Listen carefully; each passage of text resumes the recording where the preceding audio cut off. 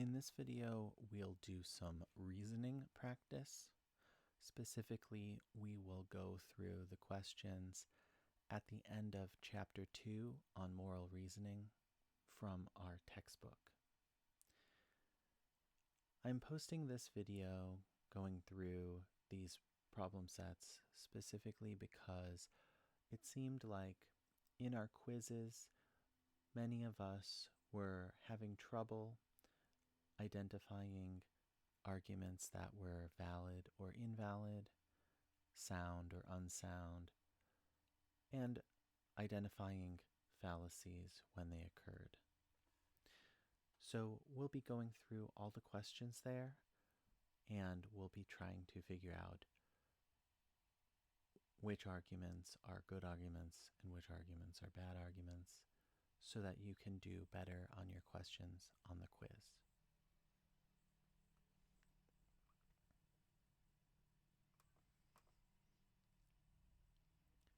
So in the first few questions, we are going to do the following. We will consider the sample arguments.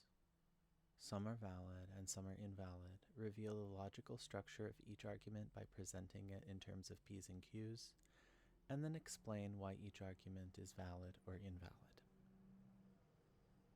All right. So the first question, the argument goes like this. The sun is a star, the earth is a planet, therefore the earth is 93 million miles from the sun. So it should be fairly straightforward that this is an invalid argument. Notably, it's a non sequitur, which means it does not follow. And we can see that it does not follow when we structure the argument in terms of P's and Q's. So if premise 1 is P and premise 2 is Q, and those premises, from those premises we conclude the conclusion R, then we can see that there's no reason that R should follow from P and Q. That R doesn't appear in the premises, so it just doesn't follow that we can conclude R from those two premises. So that's why it's invalid and in a non sequitur. Notably, all three of the propositions here, 1, 2, and 3, could all be true, but it's still invalid.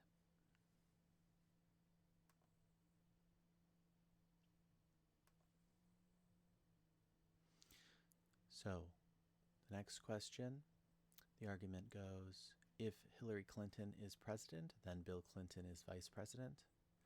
Hillary Clinton is president, therefore Bill Clinton is vice president. So, what can we say about this argument? So, we can structure it in terms of P's and Q's. So, the first premise is if P, then Q. And then the second premise is P, because Hillary Clinton is president is the antecedent of that first conditional. And then from that, we can conclude Q. So if P, then Q, P, therefore Q. That's valid, and it's the modus ponens argument. But notably, the argument is unsound, even though it's valid, because all of those premises are not true, right? Premise 1 isn't true because Hillary Clinton didn't make Bill Clinton her vice president. And premise 2 is also untrue because Hillary Clinton is not president.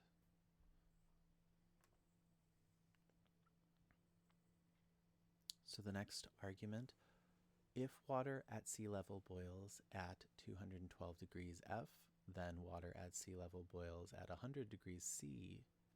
Water at sea level boils at 212 degrees F. Therefore, water at sea level boils at 100 degrees C. So once again, we have a modus ponens argument. So the first premise has the structure P, if P, then Q. And the second premise is P. So if we have if P, then Q, and we have P, we can conclude, therefore, Q. So it's valid, and it's a modus ponens structure. And it's also sound because the two premises are true. Those are true facts about water. Next argument, either God exists or life has no meaning. God doesn't exist, therefore life has no meaning. So the structure of this argument is P or Q, because we can see that there's an or in that first premise. And the second premise is not P. So God doesn't exist. That's rejecting P. So from P or Q and not P, we can conclude that it has to be Q. So we can say therefore Q. Because if it's not P, then it has to be Q, because we said if P, or we said P or Q. So this is a valid argument. It's a disjunctive syllogism because we have that or statement in the first premise. And it's uncertain. It's hard to determine whether this is sound or unsound because it's not clear whether those premises can be accepted. Some people will accept them. Theists particularly will accept them. Atheists will not accept them. So we would have to determine which of those would be true before we make a judgment about whether it's sound or unsound. So we'll just say it's uncertain.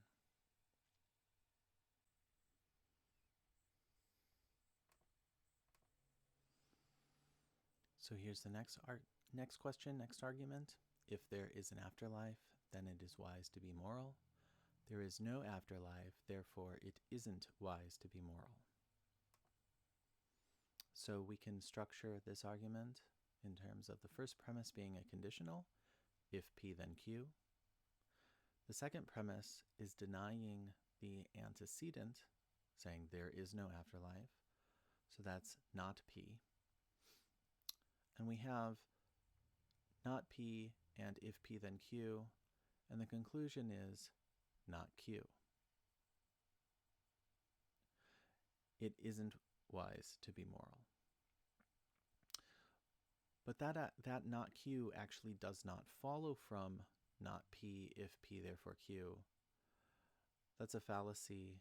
It's invalid. And that particular fallacy is called denying the antecedent, because we are rejecting P, which is the antecedent, and concluding that we can reject Q, but actually we can't reject Q.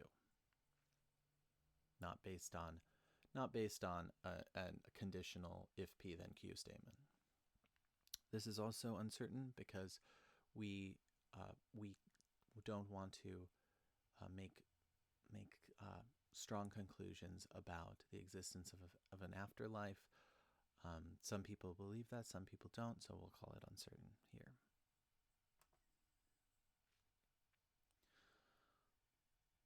The next question, next argument. If I am riding a bike, then I am alive. I am not riding a bike, therefore I am not alive. So once again, in this argument, we have a conditional as the first premise, if P, then Q. The second premise, we are denying the antecedent again, and we are concluding, therefore, not Q. But again, this is going to be invalid because we are denying the antecedent, and if all the information we have is that if P then Q, if we say that it's not P, we cannot conclude that it's not Q. That's a fallacy.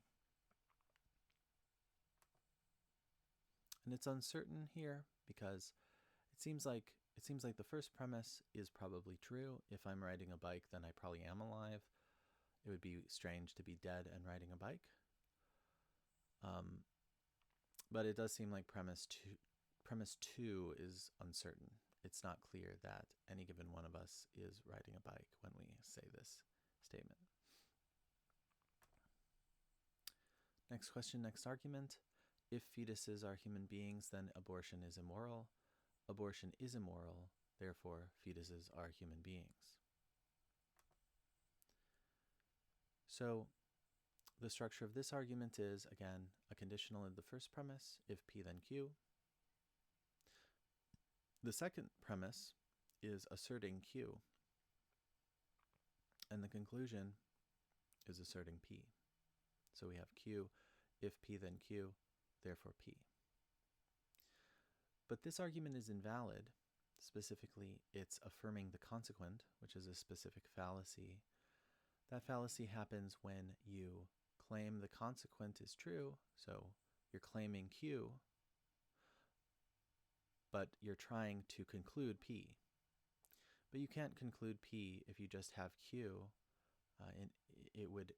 It's trying to essentially run the conditional backwards, and you can't do that. That's invalid. And we're going to call this uncertain as well, because it's a debated issue whether or not abortion is immoral. We'll talk about that much more later in the class. Next question, next argument. If I am a millionaire, then I can afford to buy a new TV. I can afford to buy a new TV, therefore I am a millionaire. So structuring this argument, we start with premise 1 as a conditional, if P then Q. And then we assert Q, which is the consequent of that conditional. And then we conclude, therefore P. We conclude the antecedent. Once again, this is invalid because we are, again, affirming the consequent. We are affirming Q and trying to conclude P. And we can't do that with a conditional. So it's invalid. And again, it's uncertain. Specifically, it seems to be uncertain whether or not you can buy a new TV. That may or may not be true. And even if you are a millionaire, then does that mean you can afford to buy a new TV? Maybe you're a millionaire in debt and can't afford to buy a new TV. That could be possible, right? So we're uncertain about whether or not this is going to be true.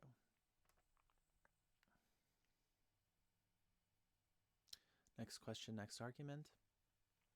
If euthanasia is legalized, then this will reduce the overall amount of misery in society. If euthanasia reduces the overall amount of misery in society, then it is morally acceptable. Therefore, if euthanasia is legalized, then it is morally acceptable.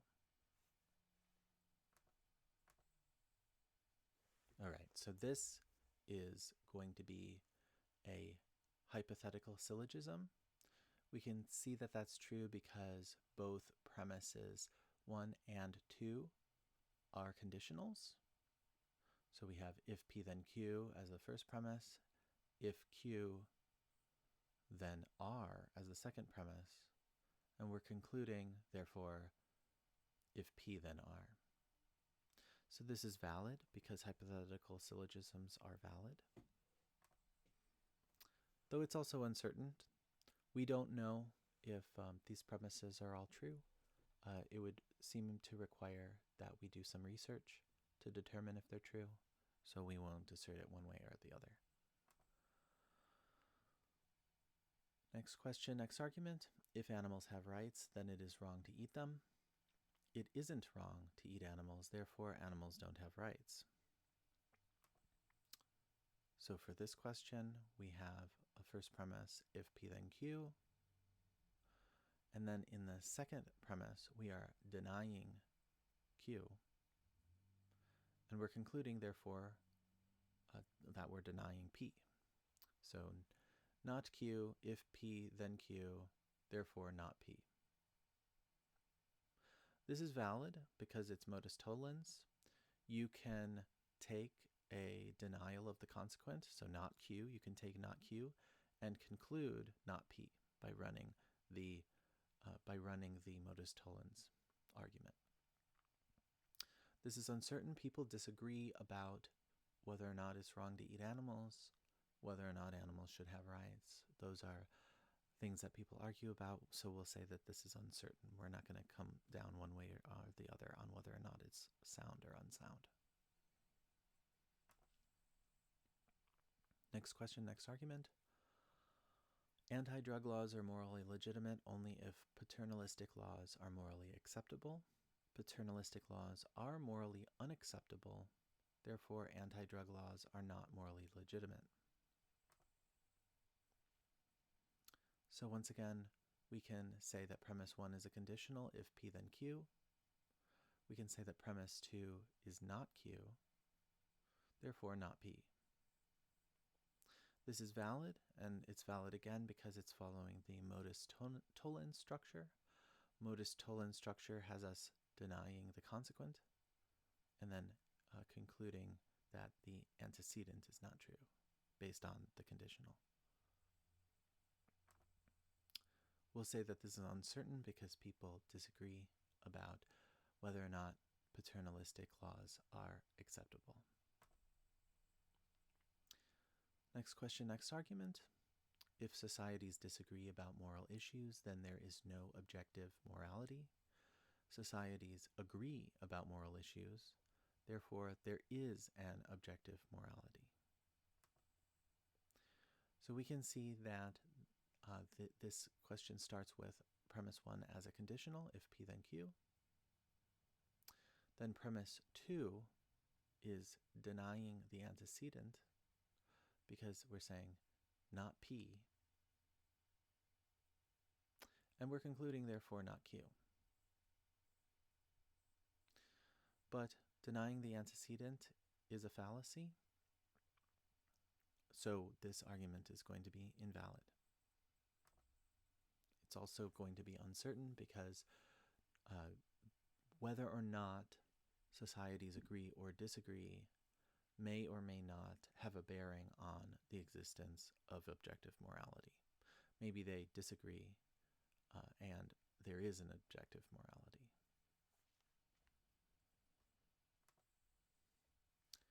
Next question, next argument. The death penalty is justified only if it gives criminals their just deserts. The death penalty gives criminals their just deserts. Therefore, the death penalty for murderers is justified.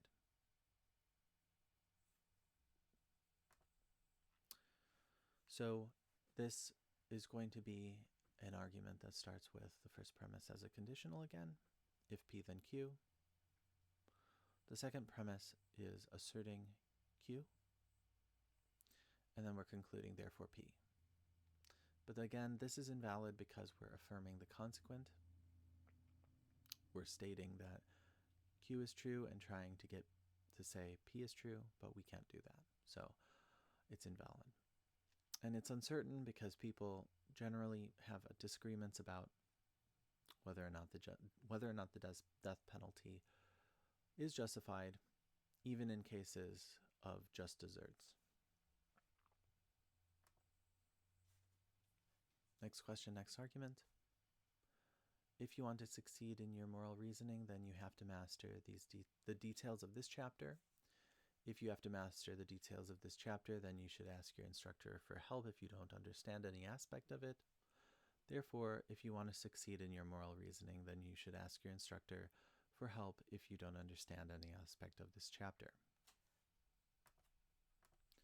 So this argument is going to be another hypothetical syllogism, and it's valid because hypothetical syllogisms are valid. The structure of the hypothetical syllogism is if P then Q, if Q then R, therefore if P then R. And that's the basic structure of this argument as well. And we can probably conclude that this is sound because it does seem like this chapter is about moral reasoning, so you should have to master the details of the chapter. If you have to master the details of the chapter, you should ask your instructor for help if you don't understand any aspect of it. Those seem to be true of how one should study if one's going to. So we can say that that's sound. So for the next questions, we're going to review the following fallacious arguments and identify the informal fallacy committed by each. So let's look at the first argument. The death penalty is an excellent deterrent of crime. After all, sociologists haven't been able to prove that it isn't. So this is a fallacy, and specifically it's an appeal to ignorance. If you look at the first part of this argument, we're drawing a conclusion that the death penalty is an excellent deterrent of crime.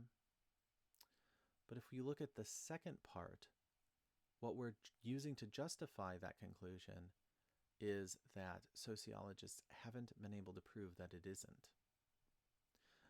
That means that we don't actually have any positive evidence, according to this. We just have the fact that nobody's been able to prove it wrong.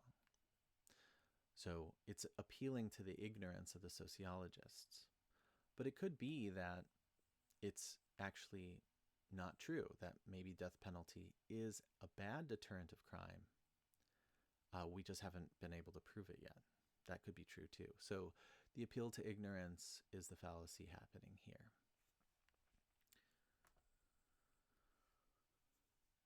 Next argument.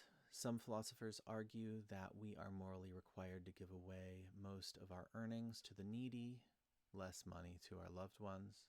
But in times of emergency, these philosophers will always end up spending money to care for their family members, so the rest of us aren't morally required to give away most of our earnings to the needy. So the fallacy at play here is the ad hominem fallacy, and that means the argument against the person, the ad hominem, against the person. The reason this is an ad hominem fallacy is because in the second sentence, we're referring to the hypocrisy of the philosophers. We're saying that the philosophers do not follow their own rules. And then we're using the hypocrisy of those philosophers to justify ourselves not following the rules.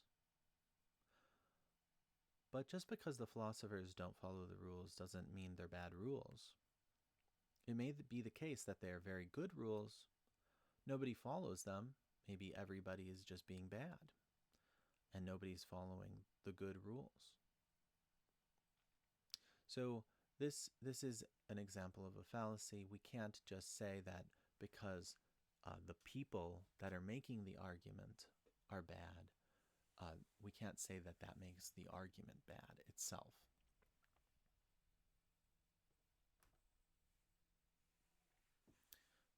Next argument, some corporations have voluntarily taken steps to reduce their emission of greenhouse gases, so we don't need to impose any regulations in order to mitigate the effects of climate change. So this argument seems to be an argument from hasty generalization. So we've identified that some corporations do this good thing, right? And then we're concluding from that something much bigger. We're concluding from that we don't need any regulations at all. But that's actually a generalization that's quite hasty, right? So it may be that some corporations voluntarily take steps, but it may be that that's just some. Maybe most corporations don't voluntarily take steps. And if that's true, then we still would need those regulations. So we can't generalize from some corporations to all corporations. If it was true that all corporations voluntarily take those steps, then maybe we could conclude that we don't need any regulations. But because we can't conclude that all corporations will voluntarily take those steps, we can't assume that, right? All we have is that some do it. So we can't then conclude that we don't need any regulations because there may be some violators. Next argument. How would you feel if someone killed a member of your family? Angry, right? that shows that the death penalty is morally justified. So here we have an appeal to irrelevant emotions. That's the fallacy at play. So this argument is asking a question and then answering its own question. Angry. We would feel angry if someone killed someone that's part of our family. And we're concluding from that anger that the death penalty is justified. But can we conclude from that emotion that something's justified? Well, that would seem to falsely identify the justification with the anger, right? If you're angry, then it's justified. But we can think of cases where people are angry and they're not justified. There are plenty of cases where you may be angry and wrong. You may be angry and unjustified. So here we're appealing to irrelevant emotions. The emotion of anger should not be the criteria for determining the justification of the death penalty.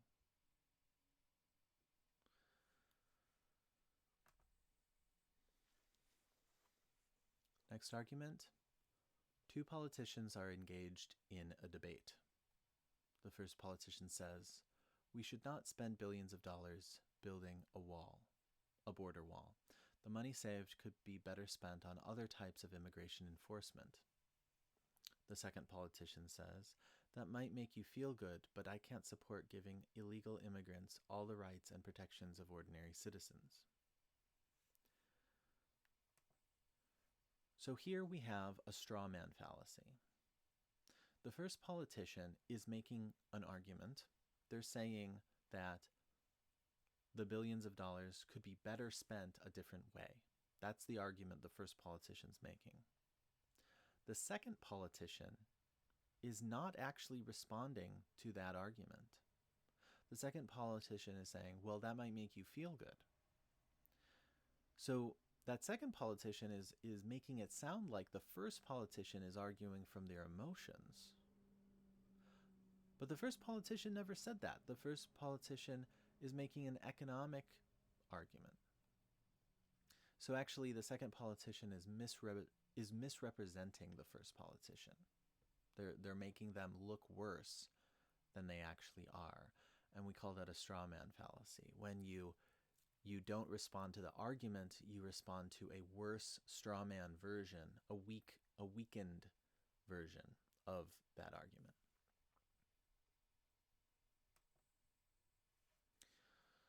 Next argument, abortion is immoral. How do I know that? Because my priest says so. How do I know I can trust my priest's opinions on this matter? Because my church tells me so. So this is an appeal to authority fallacy. Rather than giving an argument against abortion, like that abortion is murder or something like that, an argument that talks about abortion as a subject, this argument is not talking about abortion. They're talking about their priest and their church. They're talking about the authority figures that have told them that abortion is immoral.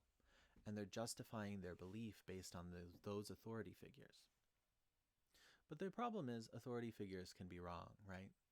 So this is a fallacy. They're appealing to authority, but authorities can be wrong. So that's our last fallacy here.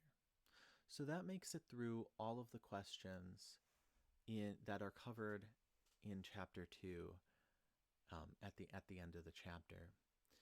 If we need to discuss more questions like this and work through more, we could potentially work through more questions during office hours. Just let me know your needs, and whether or not this is something you want to focus more on.